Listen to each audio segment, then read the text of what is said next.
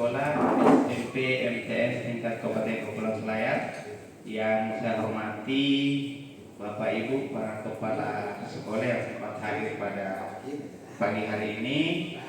Pertama-tama mari kita senantiasa bersyukur memuji kebesaran Allah Subhanahu wa taala atas segala limpahan rahmat kita dan karunia-Nya sehingga sampai saat ini kita masih diberikan kesehatan dan kesempatan untuk hadir di tempat ini dalam rangka pengimbasan pembelajaran mendalam dalam komunitas MKKS. Semoga kehadiran kita pada pagi hari ini bernilai ibadah di sisi Allah Subhanahu wa taala.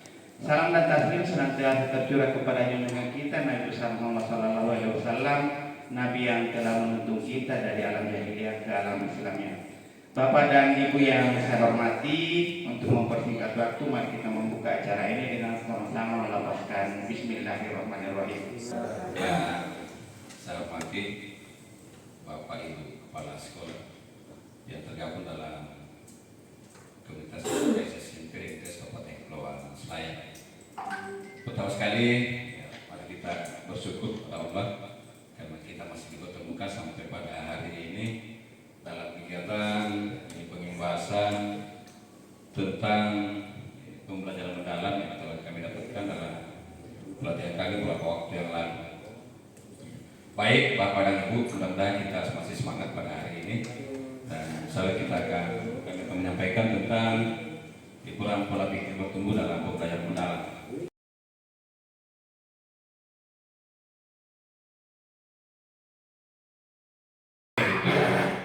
Karena itu adalah roh bagi kita. Apapun kita rencanakan Bapak dan Ibu, kalau pola pikir kita tidak berubah, maka yakin semuanya akan berakhir dengan sia-sia atau nilainya nol. Kita tidak akan mampu berbuat apa-apa karena semuanya akan serba ketakutan, ya. Serba ketakutan. Sama seperti ini Bapak dan Ibu. Kita kemarin kita ada di kurikulum merdeka, tiba-tiba ada istilah di planning atau pembelajaran mendalam. Kita pasti kaget. Apalagi belum selesai satu, ada lagi yang begini. Ya. Itu kan pola pikir lama, itu pola pikir tetap. Ya. Maka peran pola pikir itu kita harus menggiring bahwa kita ini sebagai guru harus mampu beradaptasi menerima apapun yang ada itu. Jangan karena kita takut, ya, cemas, oh ada lagi yang baru. Ya. Sulit kita beradaptasi karena memang semangat dari dalam, karena pola pikir kita tidak mau berubah, tidak mau keluar dari zona nyaman. Ya. Kita mau yang enak-enaknya saja. Tapi kalau pola pikir kita coba berubah, ya, apapun itu Bapak dan Ibu, pasti kita akan termotivasi. Ada yang baru. Saya harus belajar lagi supaya saya bisa beradaptasi dengan yang baru ini. Ya, ini di kerangka pembelajaran. Ya. Baik, Bapak dan Ibu, di sini kira-kira apa peran pola pikir dalam kerangka pembelajaran ini? Ya. Baik di praktik pedagogisnya Bapak dan Ibu, ya. Ini sebagai guru atau sebagai murid, ya. Ini berfokus pada pembelajaran yang konteksnya kita mengajar dalam bentuk konteks. Ya. Tentunya Bapak dan Ibu, ini sesuatu yang baru. Ya. Kalau di kurikulum merdeka kemarin masih seperti ini sebenarnya. Tapi teman-teman guru biasanya, ya, sudah terlalu nyaman dengan masalah-masalah konsep, ya, pembelajaran konsep. Baca buku ini halaman sekian sampai halaman sekian. Itu sudah tidak berlaku saat ini. Oleh karena itu dibutuhkan ada perubahan pola pikir, ya, supaya kita bisa keluar, ya, kita bisa keluar dari zona itu. Kita bisa mengeksploitasi banyak ide. Itu artinya pola pikir. Ampagele yakin dan percaya. Bapak Ibu tidak akan pernah bisa melakukan praktik pedagogis yang baik dan betul. Ya. Kemudian di lingkungan belajar, ya, pengembangan budaya belajar dan menciptakan iklim belajar yang kondusif, ya, untuk memotivasi murid. Kolaborasi dan kolaborasi itu dibutuhkan PPB Bapak dan Ibu. Kolaborasi, ya. Anak-anak tidak punya pola pikir yang baik dan positif. Dia minta dengan temannya. Tidak jadi kolaborasinya. Ya. Pasti dia nakil aku dong. Saya pemahaman saya seperti ini misalnya. Selalu ada keraguan-keraguan dalam dirinya, dalam hatinya. Maka apapun yang lalu tidak akan jalan Bapak Ibu, tidak akan berkolaborasi dengan baik dengan temannya. Kemudian bereksplorasi, ya, itu juga demikian. Anak-anak tidak akan mampu mengekspresikan dirinya kalau pola pikirnya dia tidak bisa rubah. Maunya yang nyaman-nyaman saja. Sama juga guru. Ya. Guru juga demikian Bapak dan Ibu. Tidak bisa dievaluasi dirinya, selalu terfokus pada yang lalu-lalu, yakin dia tidak akan bisa berubah, tidak akan bisa beradaptasi dengan ini Bapak dan Ibu. Sehingga perlu berubah pola pikir. Nah, kemitraan pembelajaran, inilah hubungan antara guru dengan murid, antara guru dengan guru, dan guru dengan orang tua. Ini simpel disampaikan Bapak dan Ibu, tapi berat untuk dilaksanakan. Hubungan guru dengan guru, guru dengan murid, dan guru dengan orang tua. Bagaimana kita selama ini? Ya. Apakah nyaman-nyaman saja? Tentu tidak. Butuh tantangan ini Bapak dan Ibu. Bagaimana kita berkomunikasi menjalin hubungan baik dengan sama guru? Bisa dikatakan simpel tapi berat. Berat. Banyak tantangannya Bapak dan Ibu. Murid juga dengan karakternya yang bermacam-macam. Berat juga. Apalagi guru dengan orang tua murid. Sangat berat Bapak dan Ibu. Tantangannya luar biasa. Mana kalau tanya si A karakternya seperti ini, si B seperti ini. Tentu kita akan selalu keraguan. Mampukah saya untuk kolaborasi dengan mereka, berinteraksi dengan mereka dengan baik? Nah ini. Sehingga butuh pola pikir Bapak dan Ibu. Nah ini pentingnya pola pikir. Kemudian pemanfaatan digital, ya. Sama seperti ini. Contoh Pak Nandri, ya. Pak Nandri selama ini tetap pakai laptop. Contoh Pak Nandri, ya. Kita mau pakai laptop. Dalam pikirannya Pak Nandri, saya tidak pakai laptop ini, tidak mahir. Jangan bisa ya. Selamanya Pak Nandri tidak akan bisa memakai laptop kalau pola pikirnya itu tidak bisa berubah. Dia selalu yang nyaman-nyaman saja. Kerjakan Pak. Pasti ada apa kerjakan Pak ini nanti saya gampang, ya kan?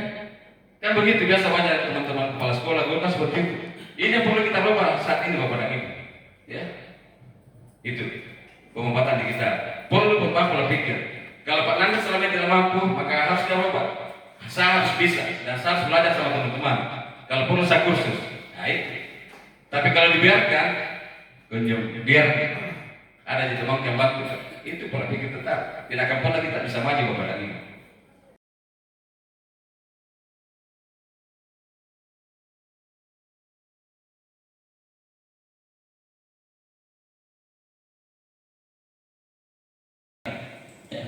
Pasti Bapak Ibu kepala sekolah dan teman-teman guru sekolah pasti mengalami ini. Kita semua pasti mengalami ini Bapak dan Ibu. Ketika kita ada di kelas, sampaikan satu materi, yakin anak-anak kita atau murid-murid kita pasti ada satu dua orang memang merasa nyaman, bisa menerima dengan materi kita hari itu. Tapi yang tidak betah, yang tidak mumpuni dengan materi itu, pasti seadanya. Kalau misalnya bilang ini misalnya dia masih di pola pikir tetap, tidak bertumbuh, tidak mau maju Bapak dan Ibu. Itu intinya, tidak mau maju. Dan saat ini kita dituntut untuk maju, tinggalkan itu pola-pola lama. Kita memang harus belajar, dituntut untuk belajar. Sama seperti Pak Najib. Contoh ya, kalau ada menulis di grup MKKS, nah tolong tuliskan Pak. Kalau soalnya kita perlu begitu, kita akan pernah bisa menulis sendiri. Ya, contoh kecil itu.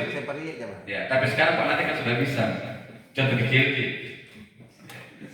Mau ke pulau misalnya, pakai nabomba. Tidak akan pernah Pak Najib ke pulau bertugas karena selalu pikir bakal besar banget, ya kan? Itu. Pola pikir kita perlu rubah. Ini juga agak berat, ya. Mengaplikasi sesuatu yang sangat berat. Karena kita akan berbuat ini, kita akan melakukan sesuatu. Ya. Guru, kepala sekolah atau murid, ini akan melakukan sesuatu misalnya. Dikasih tugas, ya. Murid kita dikasih tugas. Sekarang itu sering bapak ikut tugas, ya. Anda punya atau nyontek masa teman-teman atau bertanya masa teman-teman. Di sini butuh motivasi dari teman-teman guru, ya. Bagaimana kita itu merubah pola pikirnya anak, mindsetnya anak, ya. Agar dia mau berubah. Kalau suka ini, mungkin hari ini susah, ya. Tapi besok, kalau saya belajar dan bertanya sama teman, mungkin saya besok juga bisa, ya. Harus berani mencoba Bapak dan Ibu sesuatu yang baru.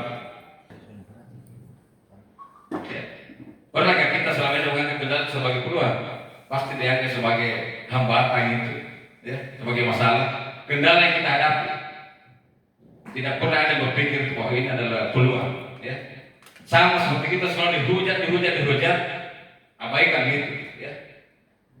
Kita tetap dengan diri kita, tugas saya seperti ini, maka saya harus berbuat seperti ini, ya kan? Kan harus begitu.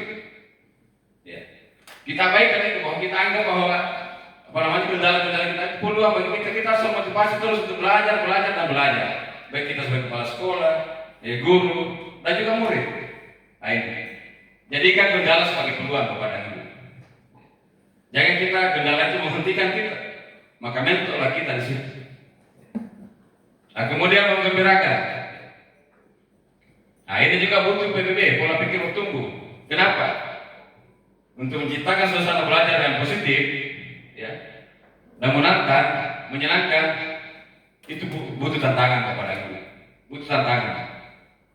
Jangan hari ini metodenya seperti itu, pendidikannya ini, besoknya itu lagi. Anak-anak pasti bosan, ya. Pasti bosan. Oh, tinjau pasti materi ini apa? Strategi pembelajarannya, metodenya itu lagi. Lusa masuk lagi, pasti itu lagi. Maka kita harus tetap sabar di depan Bapak dan Ibu. Adakah perubahan sekecil apapun itu, supaya anak-anak juga merasa senang, merasa nyaman, dan kita juga merasa itu yang mengajar. Kita juga sebagai pimpinan kepala sekolah merasa nyaman, ya, membantu pembelajaran di kelas. Kemudian selanjutnya di profil lulusan ada kreativitas, pengarah kritis, komunikasi dan kolaborasi serta kemandirian. Ya, ini penting Bapak dan Ibu. Saya kira itu kalau saya kira itu sekian, terima kasih. Assalamualaikum warahmatullahi wabarakatuh.